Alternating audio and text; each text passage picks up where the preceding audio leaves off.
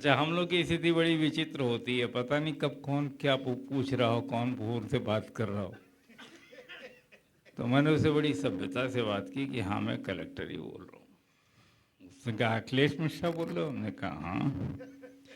कहा तो नमस्ते।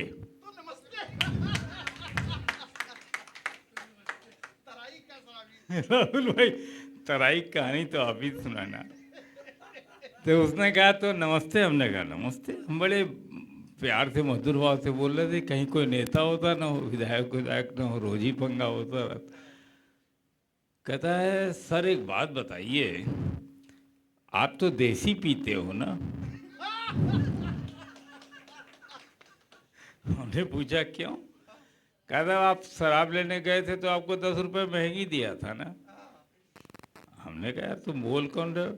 कहता मैं भी लेने गया था, मुझे भी 10 रुपए महंगी दे रहा है। अब मैंने इसको बता दिया है, कहीं डीएम साहब इधर से गुजरे हैं और उनको उनको आ गई पीने की लत, तो बेटा तुम तो गए। और साहब जितने यहाँ के शराबी बड़े खुश हैं। कह साले जितने आते थे आज तक कलेक्टर साहब अंग्रेजी पीने वाले आते थे, पहला भाई आया है।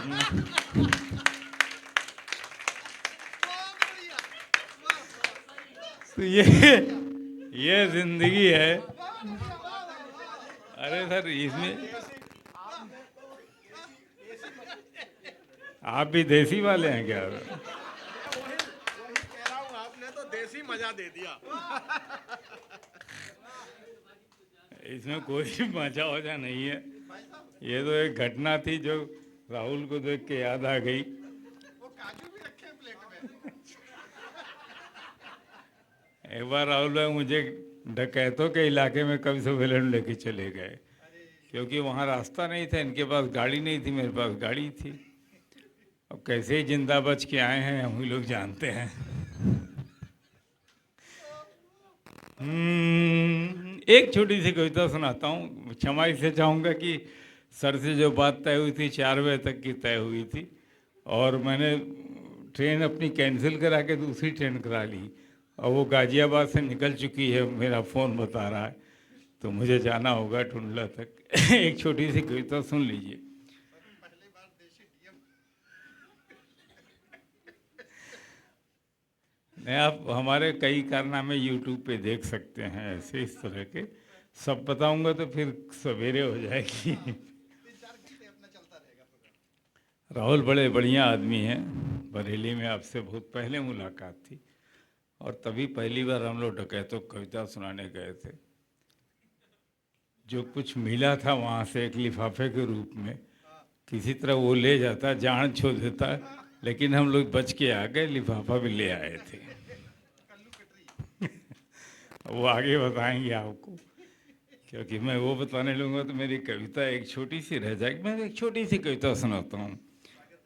हमारे सरदार जी ने बहुत बढ़िया कविता सुनाई, जो उनकी पहली कविता थी जिंदगी को लेकर, कि जीवन में मौत पता नहीं कब आ जाए। हम जितने लोग यहाँ बैठे हैं, कोई इस बात की गारंटी नहीं ले सकता कि कल सुबह जब सो के उठेंगे कि नहीं उठेंगे। रावत जो भारत के सबसे ताकतवर पद पे थे, जब उनकी मृत्यु आई तो 8 सेकंड में उनकी मृत्यु हो गई, और कोई दुनिया की ताकत, कोई तोप कुछ नहीं कर पाई। वो हेलीकॉप्टर उनका गिरा और चले गए। तो मौत की खूबसूरती ये है कि पता नहीं कब आ जाए। मैंने एक बार अपनी माँ से पूछा, माँ सोचती है मेरी कि बेटा बहुत बड़ा कलेक्टर है, दुनिया में कुछ भी कर सकता है, उतना पढ़ी लिखी नहीं है, तो उनको लगता है कलेक्टर ही दुनिया में सब कुछ होता है। मैं बनारसी आदमी हूँ। मोदी जी अक्सर आते रहते हैं, तो जब मोदी आते हैं तो समझती बेटे ने ही बुलवाया होगा तभी आए। एक बार उसने पूछ लिया कि आजकल क्या करवा रहे हो मोदी जी से, तो हमने कहा श्मशान घाट बनवा रहे हैं।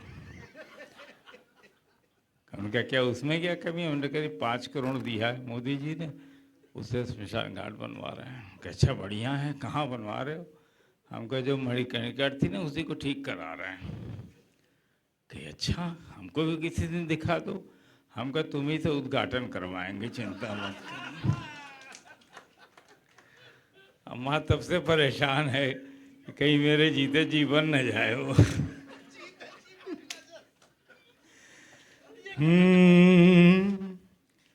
जिंदगी का क्या ठिकाना, हो न हो। तुम थोड़ा सा इको दे सकते हो यार मेरे में, मेरा गला थोड़ा नीचे चला गया है, बहुत थोड़ा सा देना। हाँ, जिंदगी का क्या ठिकाना, हो न हो। कल भी ये मौसम सुहाना, हो न हो। जिंदगी का क्या ठिकाना, हो न हो। कल भी ये मौसम सुहाना, हो न हो। कल भी ये मौसम सुहाना, हो न हो। सुनिएगा दादी। मुतमई थी माँ कि बेटा आएगा। हम लोग जिस पद पे हैं अपने घर नहीं जा सकते। हमारी हमने होम टाउन में पोस्टिंग नहीं होती। बहुत से लोग हमारे बीच के हैं, हमारे बच्चे बाहर चले जाते हैं फिर लौट के नहीं आते हैं। माँ जब कोई फ़ोन करती है पूछती बेटा खाना खाया, भले उसको उसकी बहू ने खाना न दिया हो, लेकिन वो ये जरूर पूछती है बेटा खाना खाया कि नहीं खाया। कितना बड़ा हो जाऊं मैं, आप भी पूछती है तो खाना खाया। और पिताजी पूछते हैं किसी से झगड़ा तो नहीं किया, साले जो तुम करते हो सब मैं कर चुका हूँ। हाँ, कविता क्या है, जो हम रोज जीते हैं वही कविता लिखते हैं। मैं कवि नहीं हूँ, राहुल कवि हैं असली, इनकी बातें आप सुन रहे हैं। हाँ, मुतमई थी माँ पूछती कब आओगे, हम कहा अम्मा अगले हफ्ते आएंगे। अम्मा खुश हो जाती है, सारी दुनिया में बांट आती है कि बेटा आने वाला है। हाँ, मुतमई थी माँ की बेटा आएगा। मुतमई थी माँ की बेटा आएगा। मुतमई थी माँ की बेटा आएगा। बाप को शक था किया ना, हो न हो। बाप को शक था किया ना, हो न हो। जिंदगी का क्या ठिकाना, हो न हो। कल भी ये मौसम सुहाना। मेरे साथ खाली हो ना हो कर देंगे तो ठीक रहेगा, मेरी सांस उखड़ रही है थोड़ा सा। जो मकान तुमने बनाए उम्र भर। अधिकारी बड़े करप्ट भी होते हैं। मेरा एक मित्र है, जहाँ जहाँ पोस्टेड रहा है हर जगह उसका एक मकान है। मैं भी 32-33 जगह रहा हूँ, लेकिन ये लाइन इसलिए लिख पाता हूँ कि मेरे पास एक भी मकान नहीं है।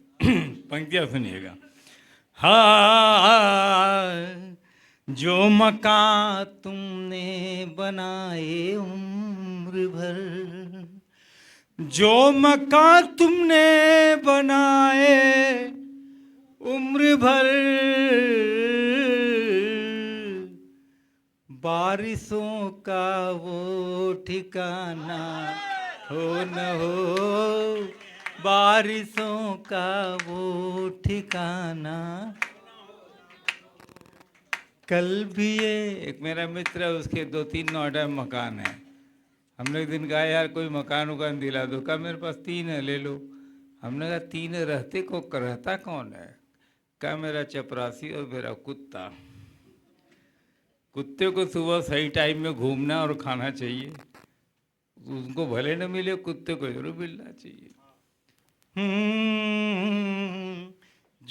मकान तुम, और सुनिएगा, जिस शहर में हम बड़े मशहूर थे, जिस शहर में हम बड़े मशहूर थे, जिस शहर में हम बड़े मशहूर थे, कल वहाँ का आबोदाना हो न हो, कल वहाँ का आबोदाना हो न हो, जिंदगी का क्या ठिकाना हो न हो, कल भी ये मौसम सुहाना हो न हो। वक्त की पाबंदियों में जिंदगी, दुनिया में कोई ऐसा व्यक्ति ना हो जो रोज एक बात ना कहता हो कि टाइम नहीं है साहब, चाहे वो मजदूर हो और चाहे वो प्रधानमंत्री और राष्ट्रपति हो। बाबा रामदेव कहते हैं कि सांस लो फिर छोड़ो, लो छोड़ो। हमारा जीवन कितना बड़ा है, सांस आपने ले ली और छोड़ ना पाए तो गए, सांस छोड़ दी ले ना पाए तो गए। वक्त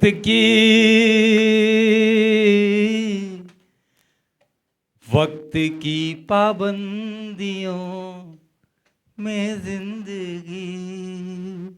मैं जानता हूँ रुचि जी को सुन नहीं पाऊंगा, मुझे जाना है, आया था मैं इसीलिए कि रुचि को सुनूंगा। वक्त की पाबंदियों में जिंदगी, वक्त की पाबंदियों में जिंदगी, सांसों का क्या आना जाना हो न हो, सांसों का क्या आना जाना हो न हो, जिंदगी का क्या ठिकाना, हाँ कल भी ये मौसम सुहाना। रेत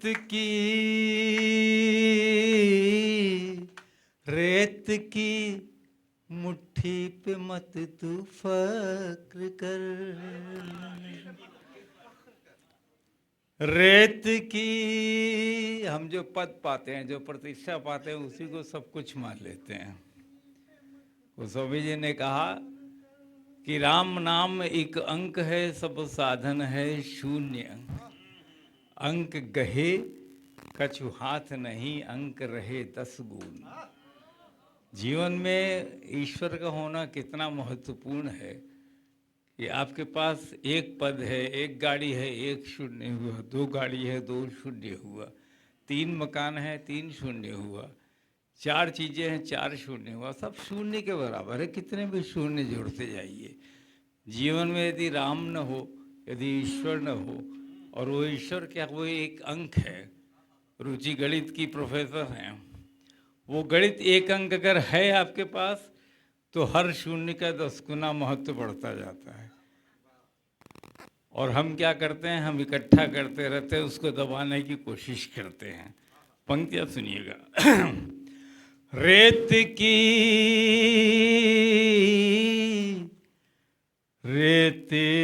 की मुट्ठी पे मत तू फक्र कर, रेत की मुट्ठी पे मत तू फक्र कर,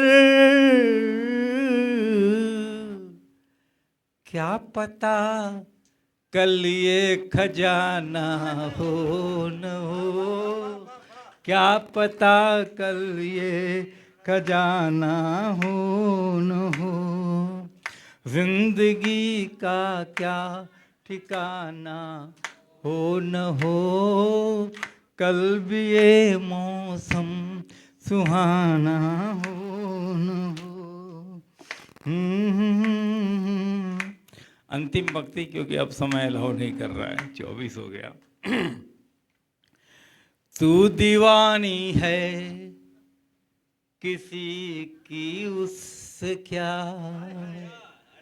प्रेम और बेवफाई के पराकाष्ठा ले जाना। कुछ बच्चे बैठे हैं उनको समर्पित है मिशन वाले नोट कर लो। कि तू दीवानी है किसी की उससे क्या। तू दीवानी है किसी की उससे क्या। तू दीवानी है किसी की उससे क्या।